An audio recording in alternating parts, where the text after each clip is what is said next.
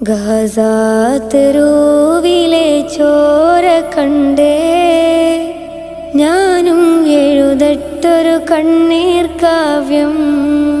പിഞ്ചോമന മക്കളെ ചോരക്കായി ദാഹിച്ചലയുന്ന ചെന്നായ്ക്കൂട്ടം. മരിച്ചത് ഞാനല്ല നീയാണ് മുസ്ലിമേ. ഫാസിസ തടവറയിൽ അടിമയായി നിൽപ്പോ നീ എന്ന് തീരും ഈ കണ്ണുനീരിൻ മോചനം നേടുകില്ലേ.